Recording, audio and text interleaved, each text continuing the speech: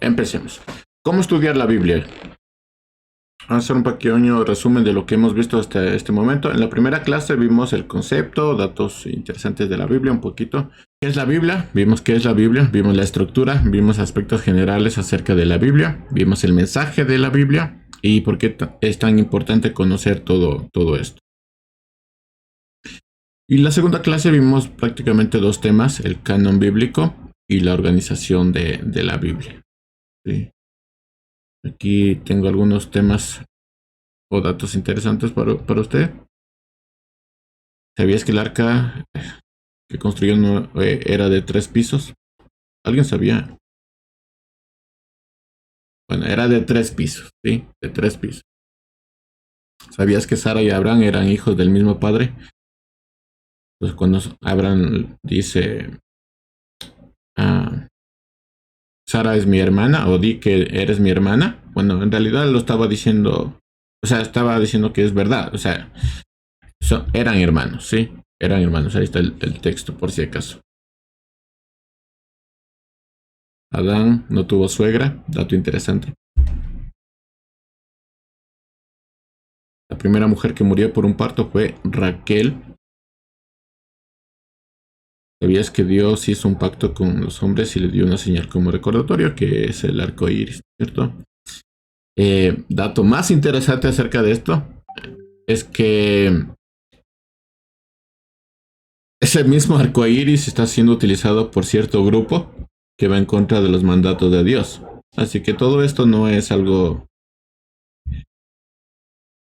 que salga del asombro, no es como asombrarse de lo que está pasando en el mundo. Viene tras una agenda de ya sabemos quién para, para ir en contra de Dios, ¿no?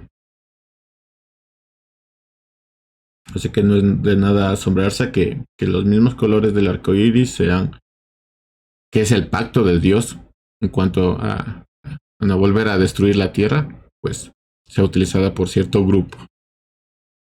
Ah, se dice que Matusalén es el hombre de más edad en la Biblia, eso sí es verdad, pero sin embargo su padre nunca murió. Recuerden que Enoch fue arrebatado, así que nunca murió.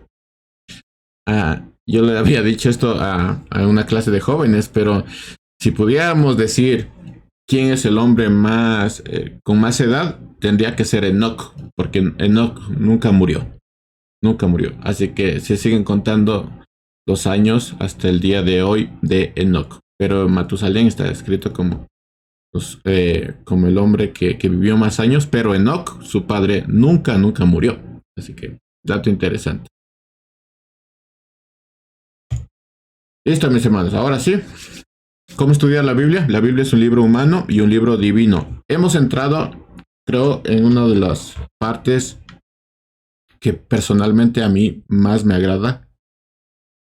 Pero déjeme conectar el calefactor porque me está dando frío.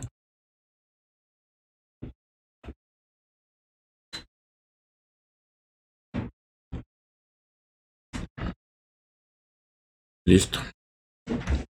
Bueno, entramos a la parte que a mí más me agrada. O una de las partes que más me agrada. ¿Cómo estudiar la Biblia? La Biblia es un libro humano, es un libro divino. Vamos a empezar con esta frase: no hay mayor ocupación que estudiar la Biblia. Es la mejor ocupación que tenemos en la vida es estudiar la Biblia. Y no estudiarla simplemente por estudiarla.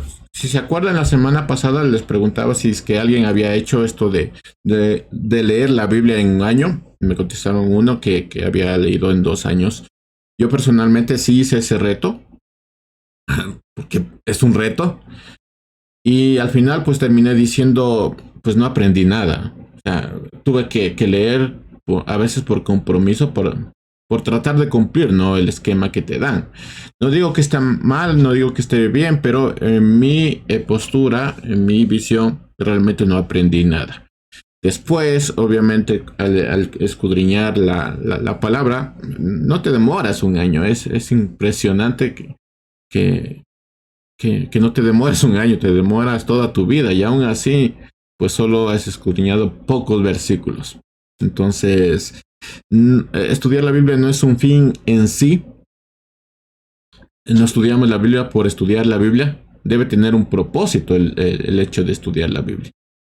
Entonces, no hay que tener esto de estudiar la Biblia como algo superficial. Debe haber un propósito al estudiar la Biblia. De hecho, cada vez que nosotros nos acercamos a la Biblia, debemos tener un propósito acerca de esto. Es triste, y esto pasa para las personas que, que enseñan la Biblia, que a veces la Biblia se vuelve su trabajo y no se dan cuenta de que es palabra de Dios la que están utilizando. Entonces hay que tener mucho cuidado con eso porque pasa. A mí me ha pasado que estoy estudiando la Biblia por el trabajo, porque el pastorado también es un trabajo. Pero después como que reaccionas y dices, no, es la palabra de Dios la que estás abriendo. Así que no hay que estudiar la Biblia simplemente por estudiar la Biblia. Tiene que tener un propósito. Ahora, ¿cuál es ese propósito? A ver, ayúdenme. ¿Cuál es ese propósito? ¿Cuál creen que es ese propósito?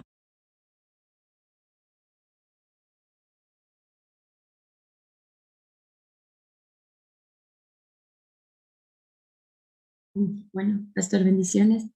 El propósito puede ser para tener un crecimiento espiritual y en nuestro diario vivir y poder también compartir el propósito que podemos decir para leer la Biblia, estudiar la Biblia. Ujú. Yo les voy a dar el propósito que está en la Biblia. ¿Sí? Dice en Juan 5:39, ustedes escudriñan las escrituras y ahí está el propósito. Recuerden que a veces como que quitamos cosas o no tenemos en cuenta la Biblia para responder a algunos asuntos. Y es que en la Biblia está todo. Dice, y incluso tenemos el propósito de escudriñar la palabra de Dios. Dice, ustedes escudriñan las escrituras porque les parece que en ella tiene la vida eterna. Y son ellas las que dan testimonio de mí. Por eso estudiamos la Biblia.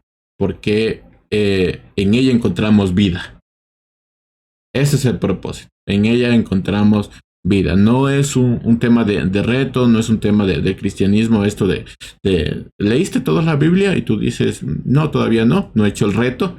No se trata de eso, ¿sí? En la Biblia encontramos vida y por eso escudriñamos la palabra de Dios. Ese es el máximo propósito en cuanto a estudiar la palabra de Dios. Después de eso se ramifican algunas cosas para enseñar mejor, para enseñar perfectamente, para tener una sana doctrina, para tener un entendimiento, pero el máximo propósito es que en la escritura tenemos vida. Ahora, esto, lo que encontramos en Juan 5:39, es un mandato, pero también una declaración, es decir, una verdad.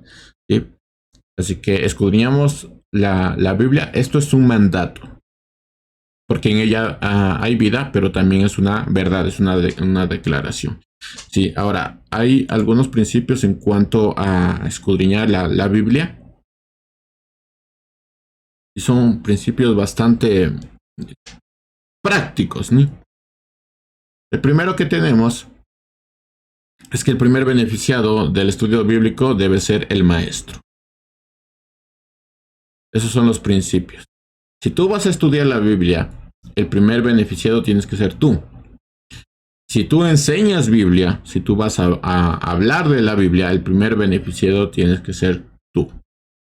Si no pasa nada contigo mientras estás escudriñando la palabra de Dios, menos va a pasar con la otra persona a la cual tú le vas a hablar de la Biblia. Y siempre estamos hablando, el cristiano siempre está hablando de la Biblia. La Biblia dice esto, la Biblia dice aquello. Pero el primer beneficiado, el primer impactado tienes que ser tú. ¿Por qué? Porque la Biblia es vida. El segundo principio es que la persona que enseña debe comenzar aplicando a su propia persona todo lo que va a enseñar a otros. Esto tiene que ser aplicable y enseñable.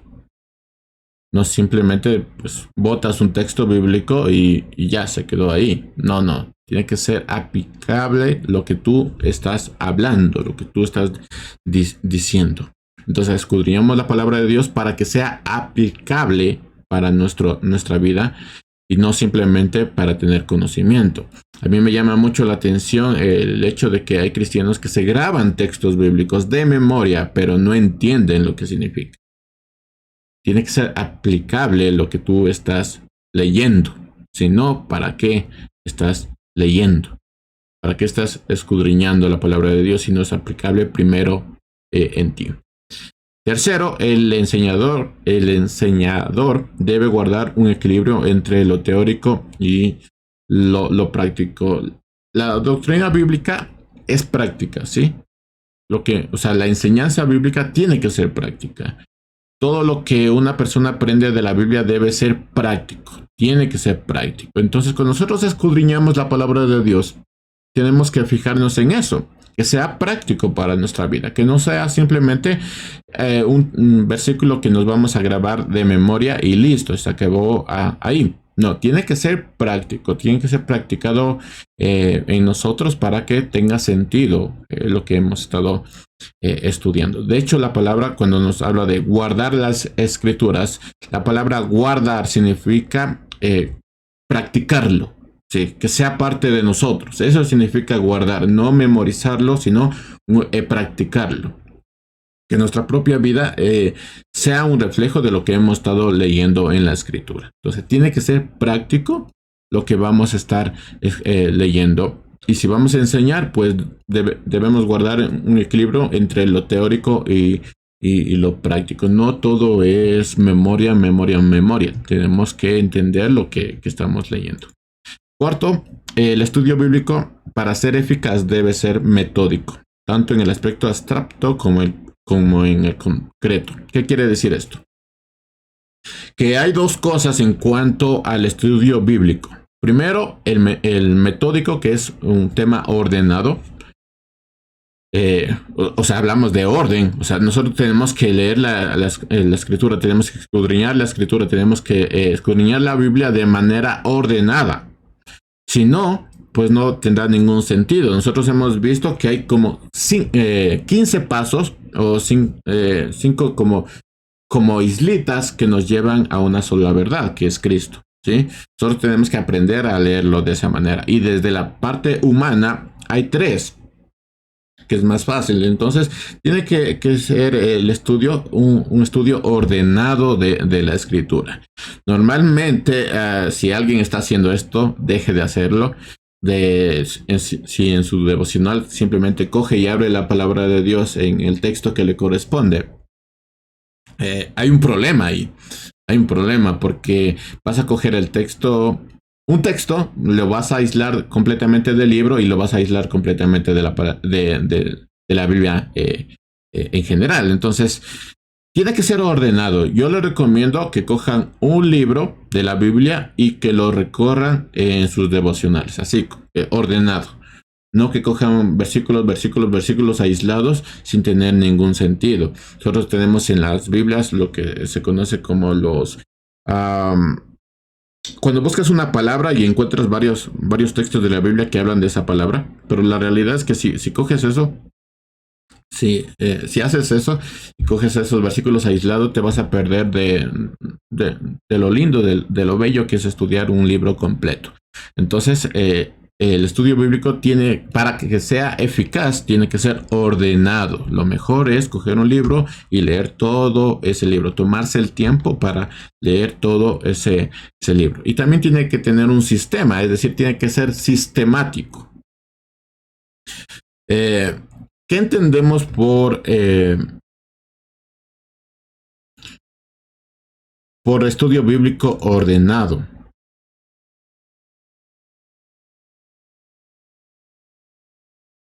Significa la utilización de un procedimiento ordenado que conduce a la comprensión y a la aprehensión, es decir, la captura de la verdad enseñada en la escritura. Entonces tenemos que primero entenderlo y luego pues capturarlo, hacerlo nuestro en lo que estamos estudiando en la Biblia. Eso significa tener un estudio bíblico ordenado, ¿sí? Comprensión y después capturar. Aprehensión, que sea parte de nosotros. Comprensión y luego capturar. A veces, y eso es interesante, pasa también en los servicios. A veces oímos pero no escuchamos. Simplemente es pura información y eso es muy malo. Solo oímos pero no escuchamos. Y a veces nos enseñan pero no entendemos muy bien. ¿Por qué? Porque no hemos entendido que tenemos que comprender y luego capturar lo que estamos leyendo, estudiando y también escuchando. Entonces, a veces oímos pero no escuchamos y a veces nos enseñan pero no entendemos muy bien. Y ahí se acabó el tema. Ya salimos de nuestro servicio dominical o de un estudio bíblico y pues se nos fue. Simplemente cumplimos con ir y ya. Entonces no es el sentido del estudio bíblico. Tiene que ser ordenado. Factores indispensables en cuanto al estudio ordenado y sistemático de la Biblia. Hay dos, ¿sí? Hay dos cosas que usted tiene que tener en cuenta en cuanto al estudio ordenado y sistemático de la Biblia. Primero, el contenido y segundo, el arreglo o el orden. Mire, la Biblia tiene un contenido y usted tiene que entender este contenido. Y también tiene un orden. La Biblia también está escrita en un orden. Entonces, el contenido tiene que ver con los pasos a seguir. Debe aprender a leer la Biblia. La Biblia tiene un contenido. Eh, Solo para que lo entienda, Isaías tiene un sentido, tiene que leerse en ese sentido. Jeremías tiene un sentido, tiene que leerse en ese sentido. Apocalipsis tiene un sentido, tiene que leerse en ese sentido. Ahora que estoy estudiando Hechos para predicar, Hechos tiene un sentido y tiene que estudiarse con ese sentido. O sea, tiene un contenido esto y tenemos que aprender a leer la Biblia en el sentido, en el contenido que tenemos. O sea, debemos leer para adquirir el verdadero significado de lo que hemos leído. Si yo les presento un texto bíblico y les pregunto, bueno, ¿qué creen que es? Usted tiene que pensar en el contenido, en el sentido de que tiene ese texto bíblico en cuestión del libro, en cuestión del capítulo del libro y después de la Biblia. Tenemos que aprender a adquirir el verdadero significado de lo que estamos leyendo, no simplemente decir, bueno, yo pienso esto, yo pienso aquello. Nosotros debemos entender que hay un contenido en la Biblia y también hay un arreglo o un orden, ¿no? Tiene que ver con el orden que conduce a la consecuencia de la meta propuesta. Hay que estudiar la Biblia ordenadamente, es decir, no podemos decir simplemente vamos a leer por leer, sin un orden, sin empezar bien, sin terminar bien. O sea, no podemos hacer esto o estudiar por estudiar sin tener sentido lo que estamos haciendo. O sea, lo que deberíamos pensar nosotros es poner primero esto, luego segundo esto, tercero esto y después consecutivamente para tener un orden. Ese es los factores indispensables en cuanto al estudio ordenado y sistemático de la Biblia, el contenido y el arreglo y el orden, teniendo en cuenta que nosotros tenemos que entender el contenido que estamos teniendo en la palabra de Dios y también tenemos que tener un orden, es decir, estudiar la Biblia ordenadamente. Y para tener una correcta lectura de la Biblia ordenada y sistemáticamente, hay algunas verdades incuestionables, llamadas también axiomas, que debemos tener en cuenta. ¿Estamos bien hasta aquí? ¿Tienen alguna pregunta?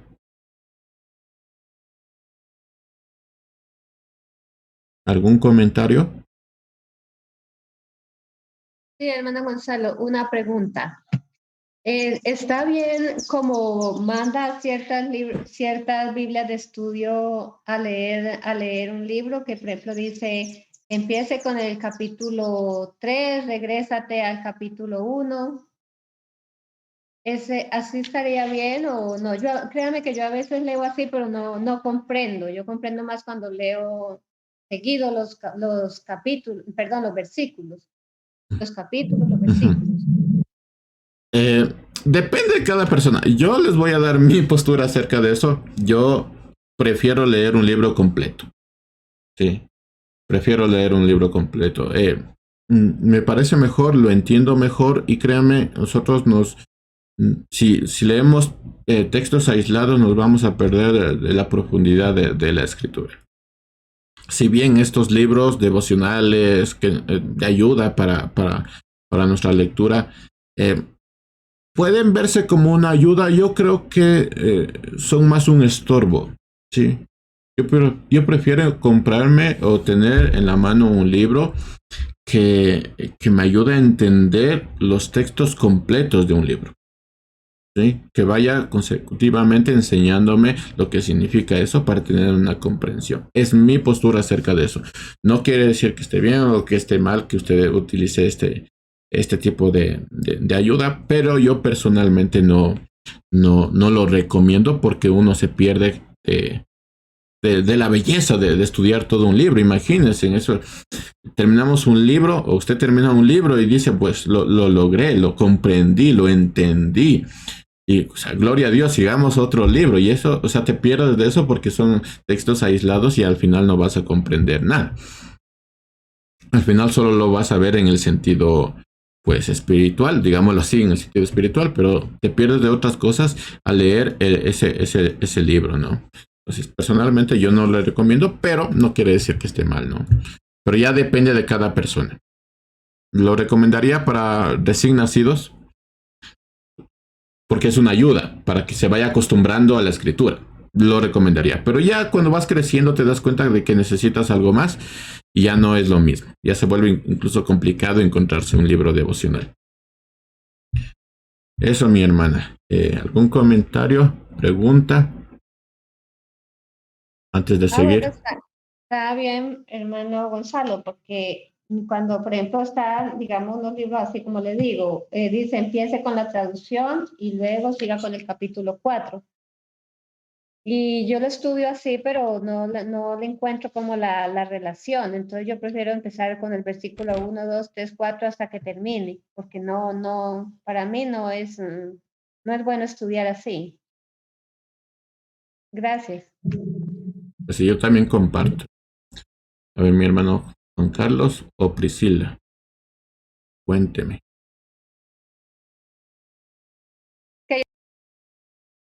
Yo y Priscila. Ah, ya. Ahí estamos los dos. Ah, ya.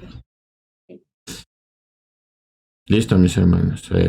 Pues sí, yo comparto esa idea. Yo prefiero leer el libro completo a leer textos aislados. Porque hace la lectura más eficaz, ¿no? Y entendiendo que hay un contenido y un orden. Eso, mis hermanos. Entonces entramos ya al tema y es que la Biblia es un libro humano. O sea, para tener una correcta lectura bíblica ordenada y sistemática hay que tener tener en cuenta algunas verdades incuestionables, lo que se conoce como axiomas, ¿sí? Y el primer axioma que tenemos, o la primera verdad incuestionable, es que la Biblia es un libro humano, ¿sí? ¿Qué quiere decir que la Biblia es un libro humano? A ver, ¿qué se les viene a la mente cuando hablamos de que la Biblia es un libro humano? ¿Qué ideas tienen? Que fue escrito por personas, que se recopilaron bastante información de las personas y por eso se le puede llamar un libro humano, aunque fue inspirada por Dios, ¿no?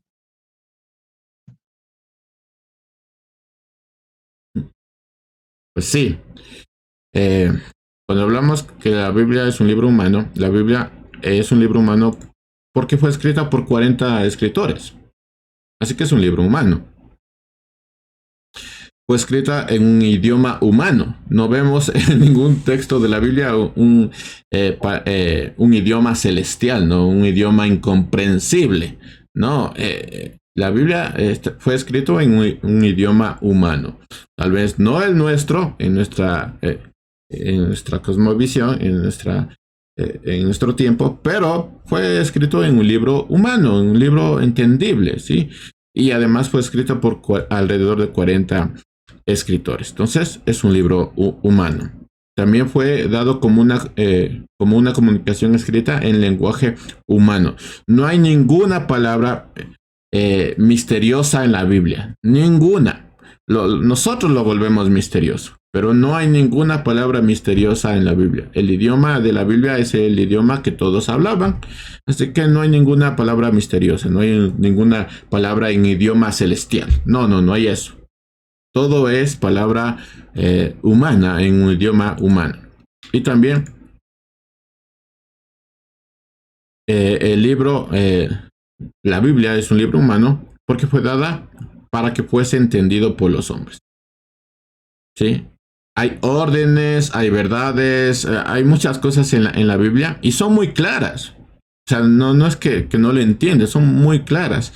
A veces, incluso ahora tenemos problemas con ciertas traducciones, pero con el tiempo como que se van arreglando eso. Así que no hay ninguna cosa que no se puede entender. Las órdenes, las verdades son muy claras, ¿sí?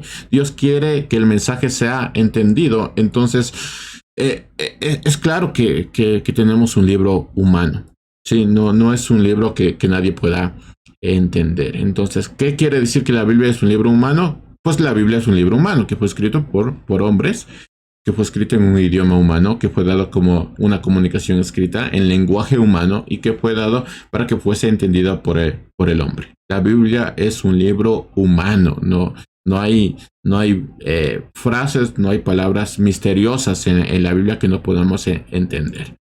Ahora, resultado de esas tres verdades, ¿qué podemos sacar acerca de esas tres verdades?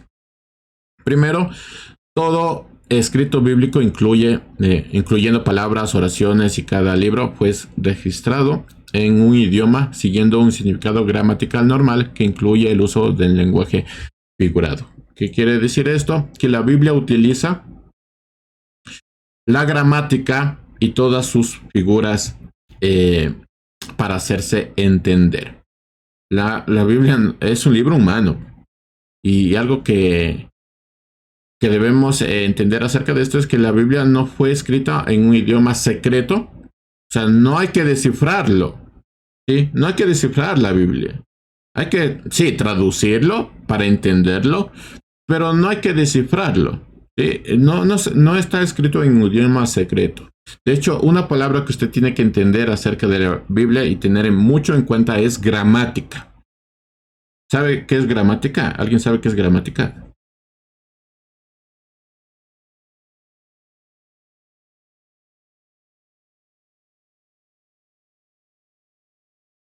Bueno, se entiende cómo se escribe correctamente en un texto para poderlo ya sea traducir y así también ponerlo en orden. Sí.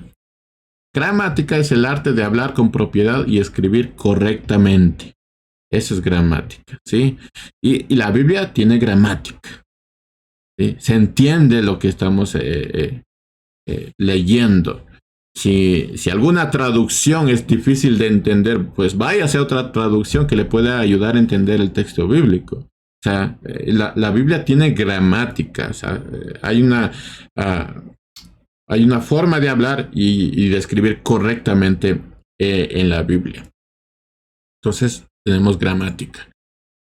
Entonces, lo segundo que sacamos de esas tres verdades es que todo libro de la Biblia fue dirigido por alguien o a un auditorio concreto. En una situación concreta, histórica y social con un propósito definido. Por eso les decía, Isaías tiene un sentido en la historia, tiene un sentido espiritual. Jeremías también tiene un sentido. Apocalipsis, o sea, creo que es uno de los libros menos entendidos de la Biblia, pero Apocalipsis tiene un sentido histórico, un sentido social.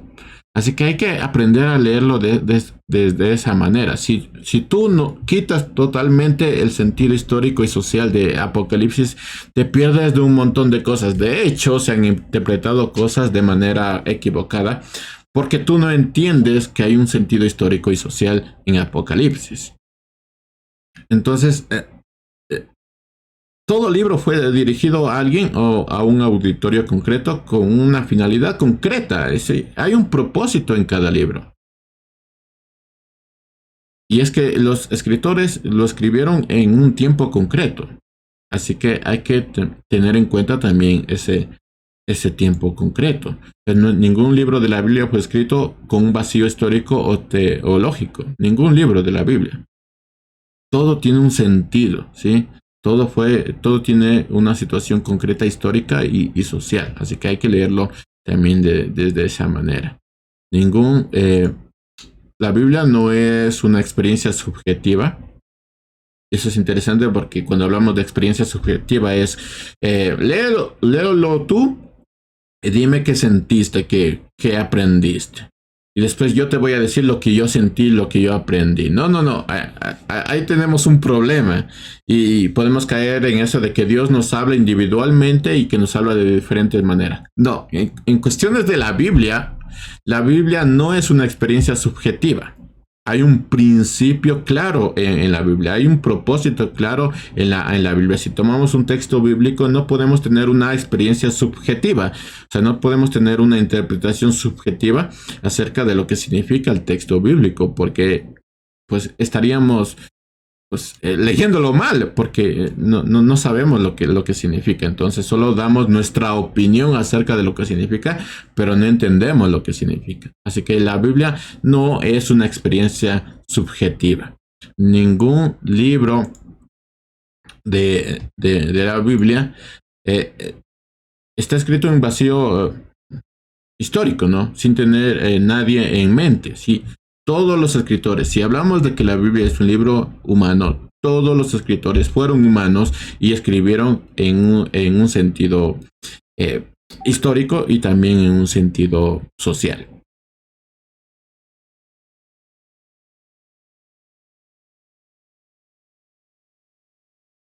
¿Preguntas?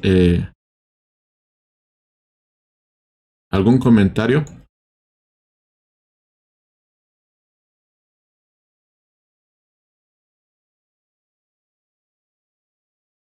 Si no, seguimos.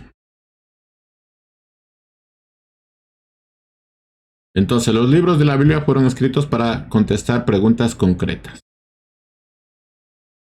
No hay nada en la Biblia que no tenga una respuesta a lo que nosotros estamos viviendo.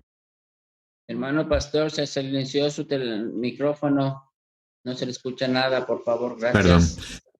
Listo, mis hermanos. Entonces, los libros de la Biblia fueron escritos para contestar preguntas concretas. No hay nada en la Biblia o sea, todo lo tenemos en la Biblia y hay preguntas que se responden en la Biblia. Solo para, si lo quieren hacer, si usted lee Eclesiastés, si quiere leer Eclesiastés, se va a dar cuenta de que Eclesiastés responde a una pregunta que para los jóvenes es clave. ¿Cuál es el propósito de la vida? Eclesiastés lo contesta. Entonces, hay preguntas que uno dice, pues, ¿dónde encontramos en la Biblia? Ahí está, en la Biblia. Lo encontramos tan claro. Simplemente tenemos que escudriñarla. Entonces, los libros de la Biblia fueron escritos para contestar preguntas concretas. Es un libro humano. Sí, es un libro humano. Tercero, los escritos de la Biblia tomaron en cuenta el medio cultural desde el cual se escribieron. El que estudia y enseña la Biblia debe conocer historia, geografía, cultura e idiomas. Ahora tenemos un montón de herramientas para conocer lo que dice la escritura. Tenemos diccionarios, tenemos enciclopedias bíblicas. Entonces tenemos todo a nuestra mano y es importante que nosotros conozcamos historia, geografía, cultura idiomas.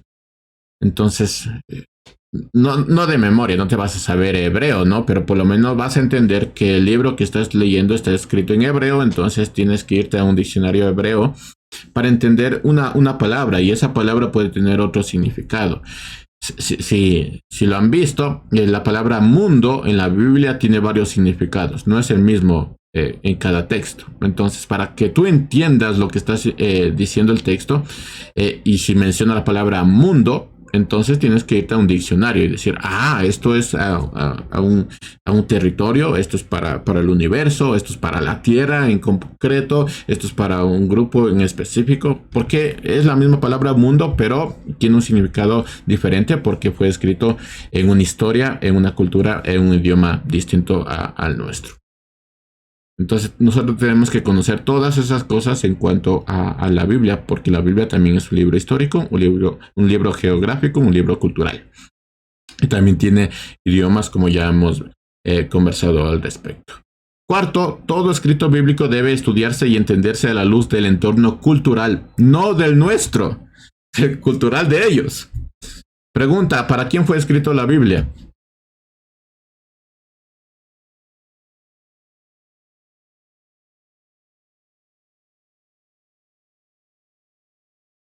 Para el ser humano, pastor. Sí, sí. Sí. Parece- Yo diría específicamente para los judíos. Para ellos fue escrito la Biblia. Entonces hay que leerlo entendiendo la cultura judía, porque si no, pues no vas a entenderlo. Entonces todo escrito bíblico debe estudiarse y entenderse a la luz del entorno cultural, histórico y teológico desde el cual se escribió. Una palabra puede tener varios significados. Entonces es importante que tú entiendas para quién fue escrito en el tiempo que fue escrito y el propósito del libro. Porque si no, vas a tener una idea completamente distinta. Entonces nosotros, uno de los errores que nosotros cometemos es que lo leemos desde nuestra cultura. Y no es así. Tenemos que leerlo desde la cultura de ellos. Entender eso, sacar, y después de entenderlo, sacar lo que el Señor nos quiere mostrar. Pero es un libro humano, recuerden, es un libro humano, así que hay una historia, hay una cultura, hay un tiempo en que fue escrito. De hecho, hay una palabra que es importante cuando nosotros leemos la escritura o escudriñamos la escritura, y eso es contexto. Para los que están leyendo el libro de refuerzo que les mandé, contexto. Sí. Contexto. Si no entiendes el contexto, entonces vas a decir cualquier cosa o vas a entender cualquier cosa. Entonces, toda palabra de la Biblia hay que entenderla desde el sitio, desde el tiempo y el lugar en donde se usa. Contexto. Es importante el contexto. Una palabra puede tener varios significados y el uso de un vocablo dentro del contexto determina el significado pretendido por el escritor. Nosotros hicimos una especie de ejemplo de lectura y estábamos viendo la primera carta de Juan, ¿no es cierto? Y yo les había mencionado que ahí Juan menciona a hijitos, ¿no? Utiliza la palabra hijitos. Y menciona 2 veces en dos versículos seguidos. Es importante que nosotros entendamos qué significa hijitos. Esa palabra hijitos determinó todo el sentido de la porción. ¿Sí me explico? Todo lo que hicimos nosotros en ese pequeño ejercicio de lectura, pues nos debe abrir la mente en cuanto a que posiblemente estemos leyendo mal la escritura. Posiblemente. Si no entendemos esa simple palabra hijitos, entonces ya lo traducimos en otro de mala manera. Les había comentado que incluso el propósito de Juan era en esa porción hablarles de manera pedagógica y utilizar palabras de manera pedagógica. Es decir, hijitos es una manera de mostrarse, de enseñar de manera pedagógica. No significa que en la iglesia tengamos hijos o padres espirituales. No significa eso, sino que fue hablado de una manera pedagógica. Y cuando Pablo habla de que se sentía como padre para Timoteo, lo está hablando desde el corazón y también de una manera pedagógica. O sea, yo me siento como padre y es verdad, a veces uno se siente como padre, pero no significa que tengamos padres espirituales. Y eso porque tenemos lo que dijo Jesús de no llaméis a nadie padre porque solo hay uno y eso es el Señor, el que está en el cielo. Y uno dice, pues es que estaba hablando de los fariseos, porque les estaba mencionando a los fariseos. No, si Jesús hubiera dicho no llaméis a nadie padre, no llames a los fariseos padres, entonces lo hubiera dicho, pero dijo no llames a nadie padre, porque solo hay un padre y ese es el que está en el cielo. Entonces hemos leído estos textos y palabras como padre espiritual, pues lo hemos puesto como parte de nuestra iglesia cuando está mal traducido, mal implementado en la escritura. Toda palabra puede tener varios significados y hay que aprender a estudiar la palabra de Dios, porque cosas tan como estas pueden ser parte de la iglesia y podemos incurrir en contra de lo que dijo Jesús. Y nosotros llamando a un montón de personas padres espirituales cuando Jesús dijo no llaméis a nadie padre espiritual. Me explico, por no aprender a leer correctamente la escritura. Entonces, el uso del vocablo dentro del contexto determina el significado pretendido por el escritor. Sí, ¿qué quiso decir el escritor? Son preguntas que nosotros tenemos que entender. ¿Qué quiso decir el escritor? No simplemente tomarlo y decir, no, es que como lo dijo, entonces lo vamos a decir nosotros también. ¿Qué quiso decir el escritor? ¿Cuándo lo dijo? ¿Y a quién se lo dijo? Son preguntas muy importantes. El contexto determina la palabra siempre desde la óptica, desde el escritor, no desde mi óptica, no desde mi visión, no desde mi tiempo, sino desde la visión y óptica del escritor. Ahí, con toda esa información, nosotros podemos rescatar la palabra de Dios, sacar de lo que pasaba en ese momento y quedarnos simplemente con la palabra de Dios, que es el fin en cuanto a la escritura, en cuanto a escudriñar la escritura. Quinto, la Biblia contiene una variedad importante de moldes literarios. Hay narraciones históricas, hay poesía, profecías, discursos teológicos, dramas, parábolas, literatura apocalíptica. Todo eso lo encontramos en la Biblia y hay que saber leer en medida de sus moldes literarios. Ahora que estoy dando estudios bíblicos de la primera carta de Juan y también estoy dando para los jóvenes Eclesiastés, en la misma semana me he dado cuenta de algo. Eclesiastés es un libro pues que hay que leerlo desde la poesía, desde la filosofía. Entonces utilizo la misma técnica para estudiar Eclesiastés y la misma técnica para estudiar la primera carta de Juan. Y me he dado cuenta que la primera carta de Juan es pura doctrina. Es la misma técnica de estudio, pero es pura doctrina, pura doctrina. Pero Eclesiastés te habla como a la mente, al corazón. Es distinto. Está en la Biblia, es la misma técnica de interpretación bíblica, pero son distintos los libros. Entonces hay que entender que hay narrativas históricas, poesías, profecías, discursos teológicos, dramas, parábolas, literatura apocalíptica. Hay que saber leer la escritura. No todos los libros tienen que leerse de la misma manera. Por eso vimos cómo estaban ordenados y la forma en que el canon bíblico cristiano o protestante lo ha designado, pero tienen un sentido y hay que leerlo desde esa manera. No vas a leer Salmos de la misma manera que vas a leer Mateo. No es lo mismo. ¿Me explico? Utilizo la misma técnica, pero no es lo mismo. Hay que leerlo desde el molde literario. La Biblia hay que interpretarlo literalmente, no de manera figurativa, teniendo siempre en cuenta que hay uso de figuras de dicción. Si tú no interpretas la Biblia literalmente, teniendo en cuenta las figuras de dicción, entonces estás perdido. ¿Sí? ¿Qué significa esto? Que la creación del mundo como lo tenemos en el Génesis fue así. Fue así, ¿sí? No hay de otra manera de interpretarlo. Sí, pero entendiendo que Génesis puede ser una narración pedagógica también. Que los primeros capítulos de Génesis pueden haber sido escritos de manera pedagógica para enseñar en un tiempo específico. Porque lo está escribiendo, si nos vamos a lo que creen muchos, lo está escribiendo Moisés. Entonces Moisés no lo va a ver desde una postura científica, sino desde un aspecto más pedagógico para enseñar a las generaciones en ese tiempo.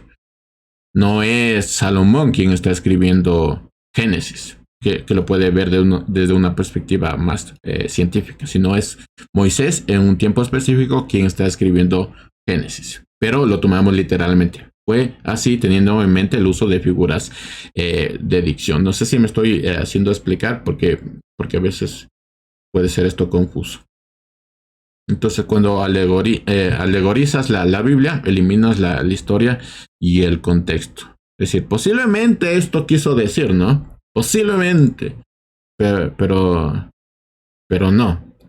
No sé si ya contesté lo de Génesis a Fausto. Pero es así.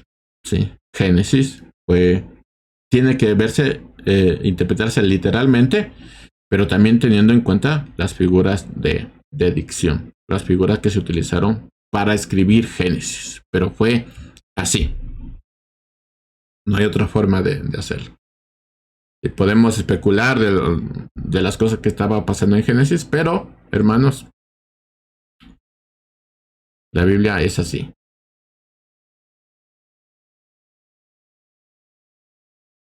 Pues sí, Fausto dice, en Génesis habla de un periodo de la creación. Se le pudiera conocer como un periodo de años. Ni idea, mis hermanos. Yo tengo mi propia postura y no quisiera dar mi propia postura acerca de esto, porque a veces me voy en contra de lo que piensan muchos cristianos. Y al final tengo que tomarlo desde una forma literaria. Tengo que interpretarlo desde literalmente. No puedo interpretarlo de otra manera. Porque recuerden lo que hemos visto. O sea, la Biblia es inspiración de Dios, es palabra de Dios. Y eso habla de autoridad. Entonces mi mente no puede comprender o no puede estar por encima de lo que dice Dios. O sea, yo puedo tener un montón de cosas y sí, es verdad, yo tengo algunas posturas acerca de eso. Pero al final tengo que decir, pues mi mente está sujeta a la palabra de Dios. Entonces, si la Biblia dice eso, tiene que ser eso, mis hermanos. No puedo enseñar de otra manera. Así que personalmente sí tengo algunas posturas sobre eso, pero jamás lo enseñaría porque, hermanos, la palabra de Dios tiene su autoridad y hay que interpretarlo literalmente. Si no, pues caeremos en un problema. Y ustedes hagan notar que hay ciertos predicadores que se dan el gusto de comentar la escritura, dar su opinión y ponerlo como verdad, y eso es un terrible error porque estás poniendo tu postura por encima de la autoridad de Dios. Sexto, todo escrito bíblico fue entendido por los lectores originales según los principios básicos de la gramática, historia, la lógica y la comunicación. Sí, ellos lo entendían desde su gramática, nosotros tenemos que entenderlo desde su gramática para comprender todo lo que fue escrito. No nos vamos a poner a pelear porque ahora podemos comprender un poquito más de la gramática o tener una noción más amplia de la gramática. No nos vamos a poner a pelear sobre cómo comprendían los discípulos en el tiempo de Jesús. Tenemos que tomarlo desde lo que ellos entendían. Entonces todo escrito bíblico fue entendido por los lectores originales según los principios básicos de la gramática, de la historia, de la lógica y de la comunicación. Aún así, gramática es gramática, mis hermanos, y hay que leerlo en base a eso. dato curioso, si alguien se dio cuenta, los judíos tienen una forma muy interesante de escribir las cosas, y es que nosotros lo leemos de forma literal, es decir, empezamos con una premisa o tesis, como quieran decirlo, como una idea, y después al finalizar terminamos con una conclusión. O sea, es como literal, vamos directamente al punto. Empezamos con algo y terminamos con algo. Los judíos tienen una forma muy interesante de escribir las cosas, y es que lo hacen de la forma circular. Es decir, pueden empezar con un principio y después rondar, hablar, mencionar el principio varias veces y terminar con el mismo principio. Lo hacen de forma circular. Entonces, si tú quieres leer, por ejemplo, las cartas de Pablo, las cartas de Juan, lo de los apóstoles, te vas a dar cuenta de que ellos mencionan el principio una y otra vez, porque es la forma en que ellos escriben, de forma circular. Nosotros lo escribimos de forma lineal.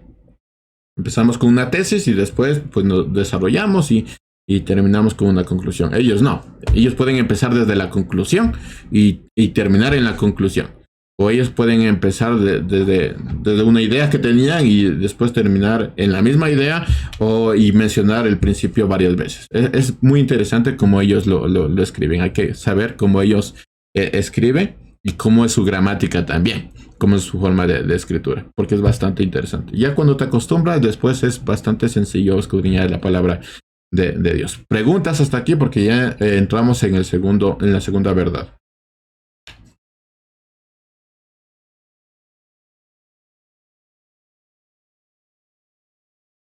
Bueno, pues era un comentario que puedo hacer en cuanto al estudio de la palabra de Dios, que es importante un texto también poderlo encontrar desde cómo su significado, ¿no?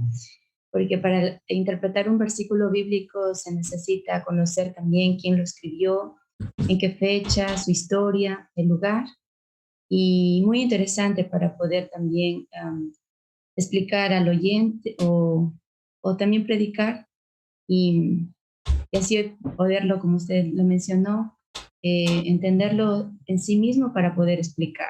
Y es muy interesante poder saber también sus idiomas, como el griego, hebreo y el arameo. Gracias. Gracias, mi hermana. Pues sí es verdad. Cuando lo lees desde esa manera, desde esa visión también de que es un libro humano, créanme, mis hermanos van a tener muchísima bendición el escudriñar la palabra de Dios. Si te das el tiempo de ver quién escribió, la parte cultural, la parte histórica, vas a entender un montón de cosas y pues vas a tener un montón de bendiciones en cuanto a esa lectura. Contrario a coger un texto de la Biblia y simplemente decir lo que tú piensas, comentarios, ¿no es cierto?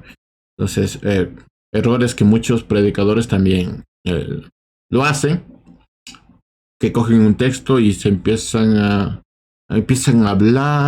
hablar de lo que piensan y nunca tomaron el texto.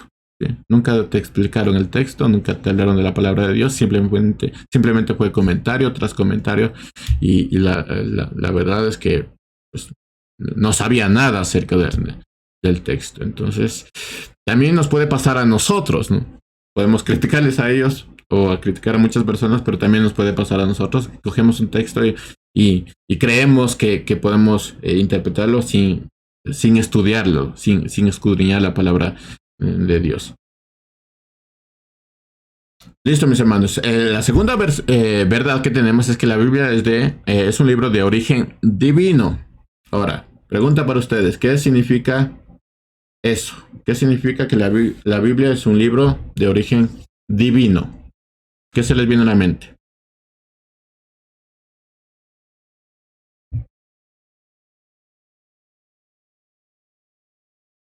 Aunque fue escrita por hombres, es inspiración de Dios.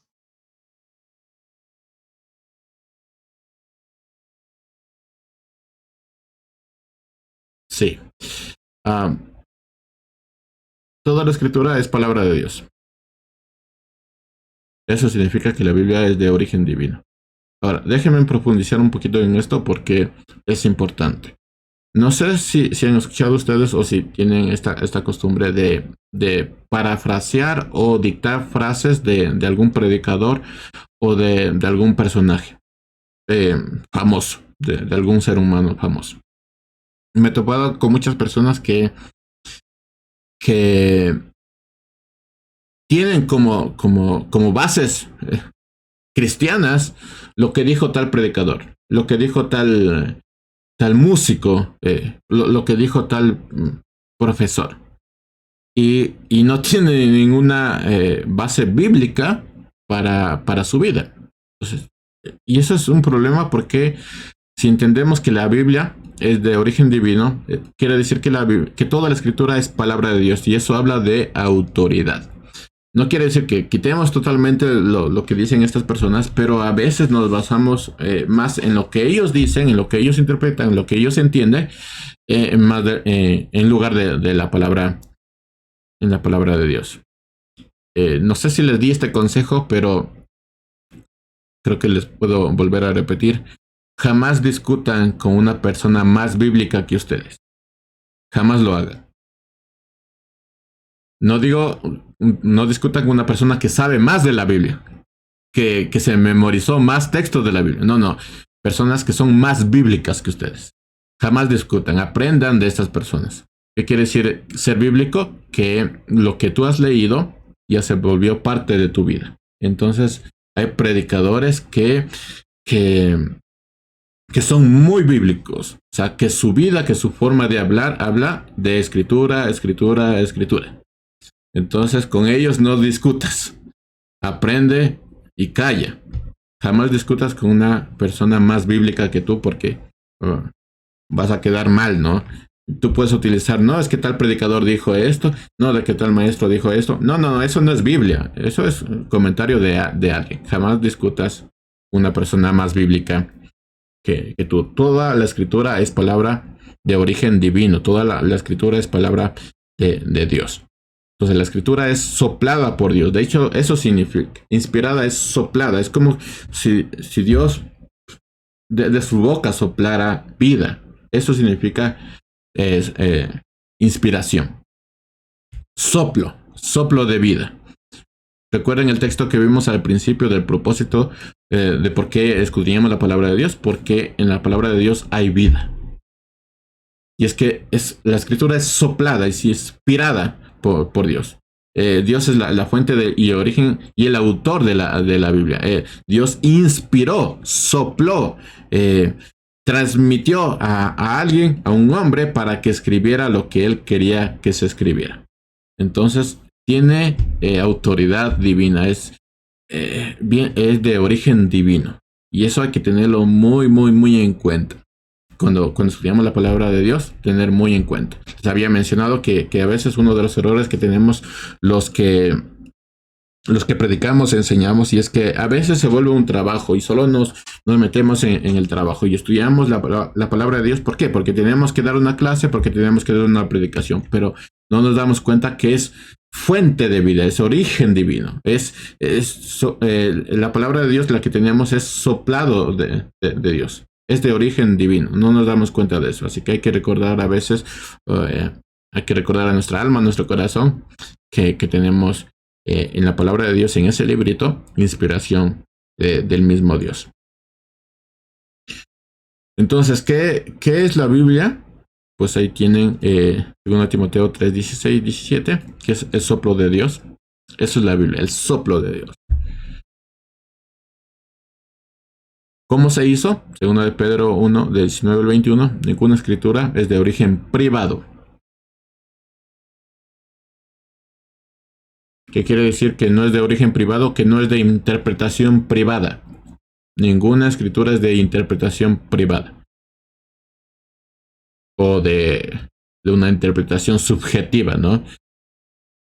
¿Han escuchado esas frases de tú piensas lo que tú creas y yo voy a pensar lo que yo creo? No, la escritura no es así. La escritura no es de origen privado, no, tampoco es de interpretación privada. Él fue dado para el mundo, para los hombres, en una cultura, en un tiempo específico. Los santos hombres de Dios hablaron y escribieron llevados por el Espíritu Santo. La Biblia es de origen divino. ¿Y cuál es el resultado de esas verdades? Primero, por ser un libro divino, la Biblia es inerrante e infalible en sus escritos originales. ¿Qué quiere decir esto? De que todo lo que dice se cumple y no es vacía. Todo lo que tenemos en la Biblia se cumple y no hay nada vacío. Y cuando hablamos de inerrante, significa que todo es verdad, que no hay forma de decir esto es mentira. No hay forma. Si hablamos de que la Biblia es de origen divino, no hay forma que la Biblia tenga errores. Puede haber errores de traducción, ¿qué pasa? Pero no hay errores en la palabra de Dios. No hay. Todo se cumple. No es vacía, no hay errores.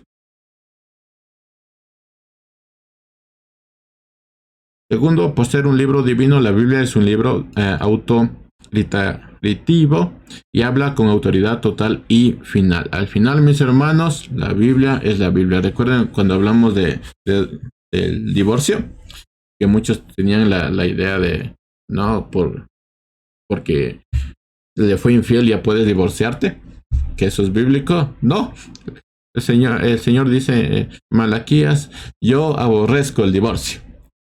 Y eso es palabra final. Yo aborrezco el divorcio. Que te doy el derecho, pero ese derecho no significa que tiene que ser una regla. Por eso dice, sean santos como el Señor es santo. El Señor, pues, nos perdona las infidelidades todo el tiempo, cada minuto incluso. Porque nosotros no podemos perdonar una infidelidad. Yo aborrezco el divorcio, dice el Señor. Entonces ahí se acabó el problema. Ya, ¿sigue siendo un derecho para ti? Sí.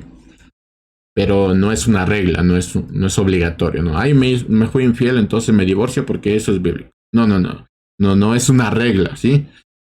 Cuando Jesús habló de esto, dijo, Moisés permitió. No dice obligó, ni dio esta ley, dijo permitió. Y esa palabra habla muchísimo. Entonces, tiene una autoridad y esa autoridad es final. Lo que dice la Biblia es lo que dice la Biblia.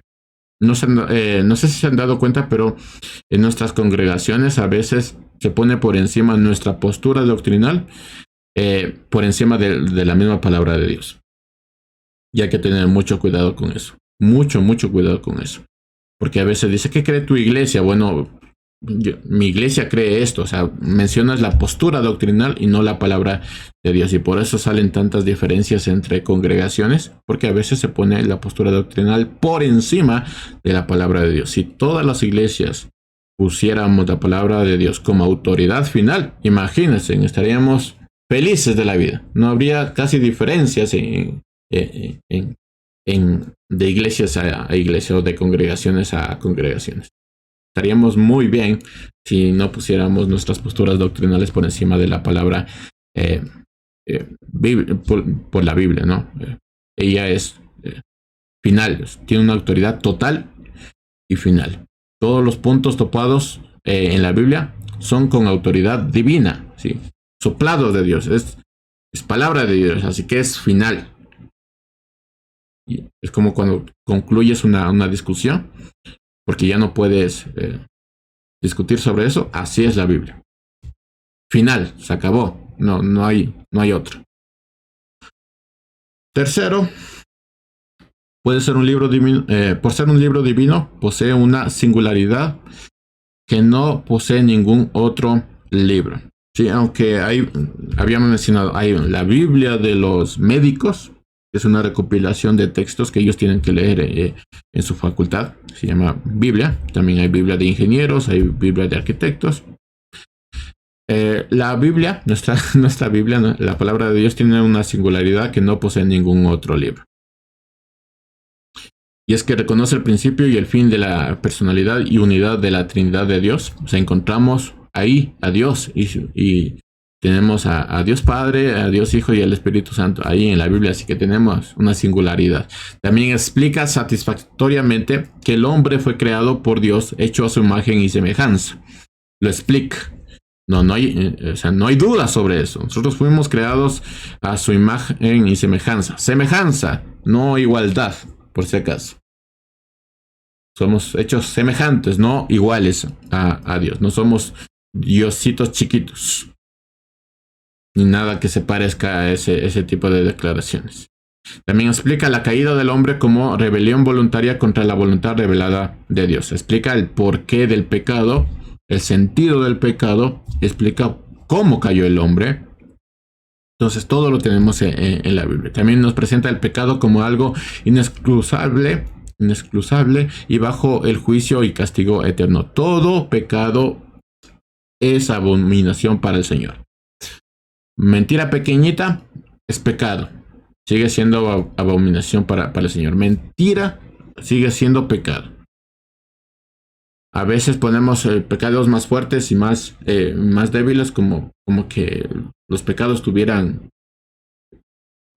posiciones, ¿no? No, pero todo pecado es abominación para el Señor.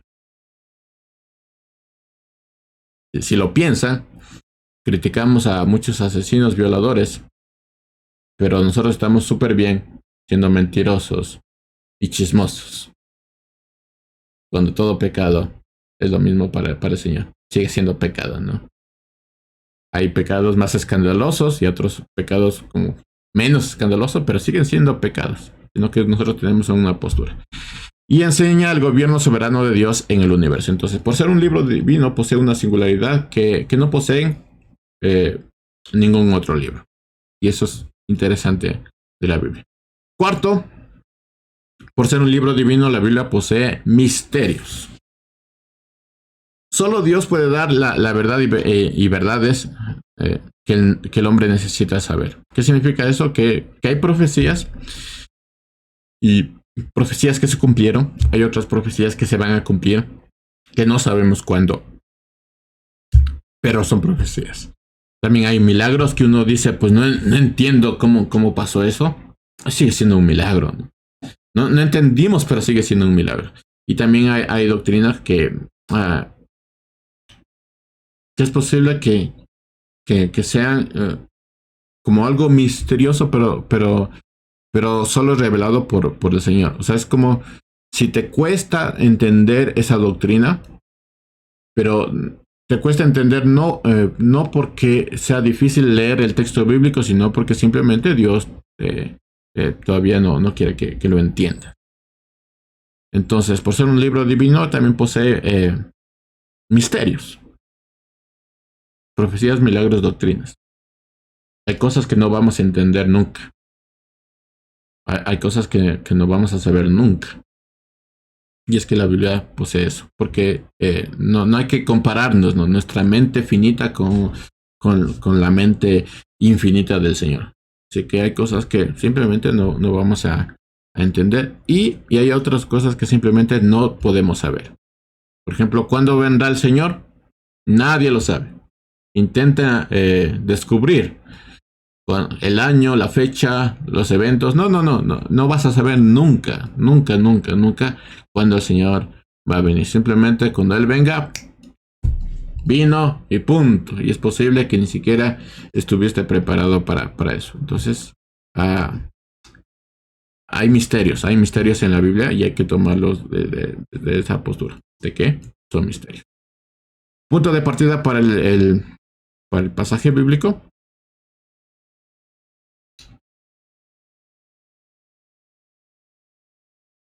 Todo pasaje bíblico está constituido por 4 elementos: términos, estructura, formas literarias y entorno. ¿Qué es un término? No se preocupen, todo esto, lo que estamos viendo, lo paso, ¿no? Pero si quieren anotarlo, porque solo les voy a pasar la presentación. Si quieren anotar, estaría contento con eso. ¿Qué significa términos? Pues gramática, lo que hemos estado viendo, que es la identificación de de términos que en la Biblia tenemos nombres, sustantivos, pronombres, verbos, adverbios, adjetivos, artículos, proposiciones, conjunciones, interacciones. Eso tenemos en la Biblia. Así que, gramática. Todo pasaje bíblico, todo texto bíblico tiene términos. Todo. Así que nombres, sustantivos. Ahora que estoy leyendo Hechos también, es interesante cómo empieza Lucas, ¿no? Y él dice mi querido Teófilo, o mi amado, mi excelentísimo Teófilo, eso. Entonces, todo eso habla de algo. Hay un nombre ahí, Teófilo. Muchos especulan que tal Teófilo es el mismo Pablo porque significa amado de Dios o amigo de Dios. Y Lucas era discípulo de Pablo. Entonces, muchos especulan que era eso. También otros dicen de manera poética que Teófilo es una idea poética y romántica para decirnos que Hechos fue escrito para nosotros, que el Evangelio de Lucas fue escrito para nosotros porque somos amados e hijos de Dios. Pero la palabra excelentísimo Teófilo significa o habla de una autoridad romana.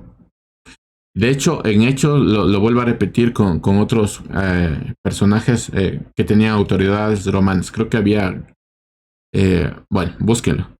Pero habla de excelentísimo esto, excelentísimo aquello. Hablando de autoridad romana. Entonces, lo más seguro, y mi postura también es esa, de que Teófilo fuera una autoridad romana.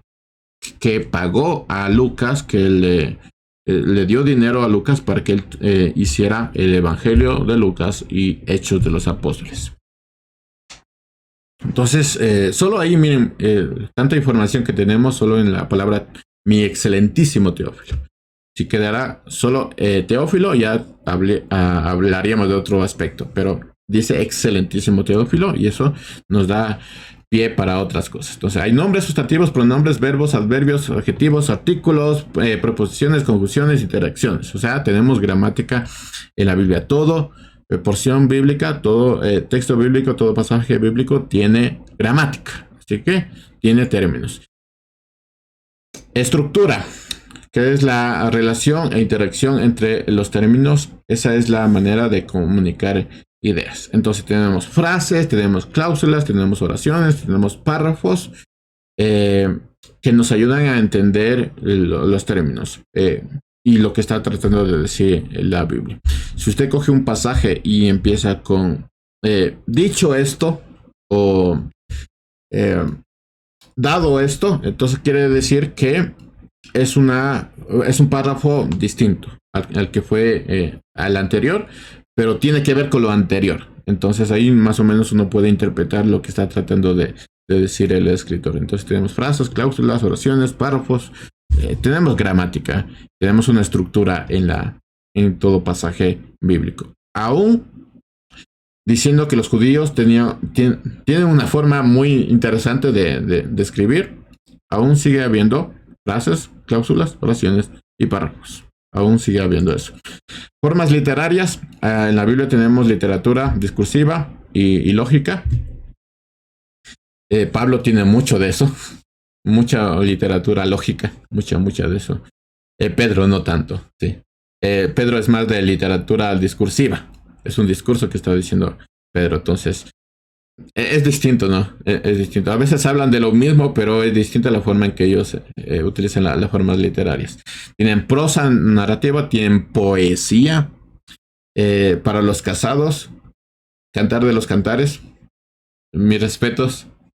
Porque para que hay cosas en Cantar de los Cantares que tú dices, pero tuvo que estar enamorada. De hecho, las frases de Cantar de los Cantares fue hecho por la esposa de Salomón, no de Salomón.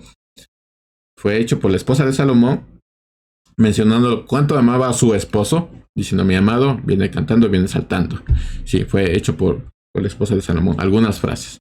Entonces hay poesías en la Biblia, hay dramas, hay prosa dramática, literatura parabólica, o sea, de las parábolas, hay literatura apocalíptica.